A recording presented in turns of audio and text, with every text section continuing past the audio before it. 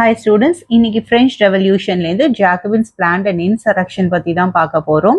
Summer 1792ல Jacobins வந்து ஒரு insurrection plan பண்ணாங்க. இன்சரக்ஷன்னா ஒரு violent action against the rulers, ஒரு கண்ட்ரியோட ரூலர்ஸோ இல்லை கவர்மெண்ட்க்கு அகேன்ஸ்டாவோ. ஸோ இதை பிளான் பண்ணியிருந்தாங்க. இதில் யார் பார்ட்டிசிபேட் பண்ணாங்கன்னா பாரிஸை சேர்ந்த large number of people participate பண்ணாங்க. ஏன்னா அவங்க எல்லாருமே ரொம்ப கோவமாக இருக்காங்க. என்ன கோவம் அப்படின்னா பிரெட்டோட ப்ரைஸ் அதிகமாக இருக்கு, ஃபுட்டோட ப்ரைஸ் அதிகமாக இருக்கு, அண்ட் சப்ளையும் ரொம்ப கம்மியாக இருக்கு. இதோட ரெஸ்பான்சிபிலிட்டி கவர்மெண்ட் மொனார்க் தான் எடுத்துக்கணும். ஆனால் எந்த ஆக்ஷனுமே நடக்கல. அண்ட் அதனால ஆகஸ்ட் 10 அன்னைக்கு காலையில பேலஸ் ஆஃப் டியூலரிஸை அட்டாக் பண்ணாங்க, ஸ்டார்ம் பண்ணாங்க.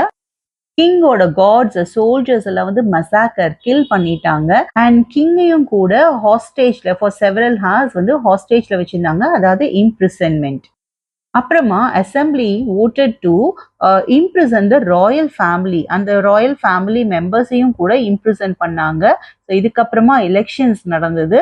இதுலேருந்து 21 இயர்ஸ்க்கு மேலே இருக்கவங்க எல்லாருமே ஓட் பண்ணலாம். அவங்க வெல்த்தியா இருக்காங்களா, நாட் வெல்த்தியா இருக்காங்களா, அதெல்லாம் பற்றி கவலை இல்லாமல் யாரா இருந்தாலும் மென் அபவுட் 21 இயர்ஸ் அவங்களுக்கு ஓட்டிங் ரைட்ஸ் கொடுத்துருக்காங்க. இந்த ஓட்டிங் ரைட் கிடைச்சதுக்கு அப்புறமா அவங்க ஓட் பண்ணதுக்கு அப்புறம் ஃபார்ம் பண்ண அசம்பிளியை கன்வென்ஷன் கூப்பிடுறாங்க.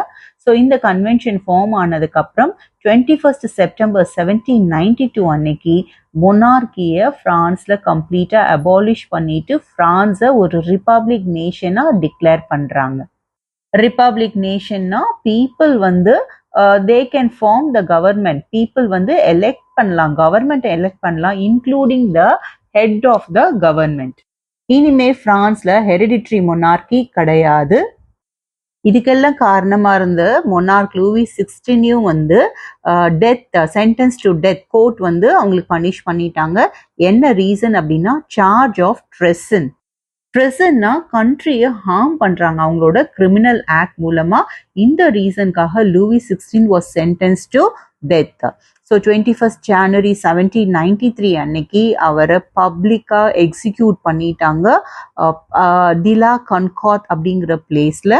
அவரோட ஒய்ஃப் குவீன் மேரி ஆண்டனட் அவங்களுக்கும் வந்து இதே மாதிரி தான் நடந்தது கொஞ்ச நாள்ல.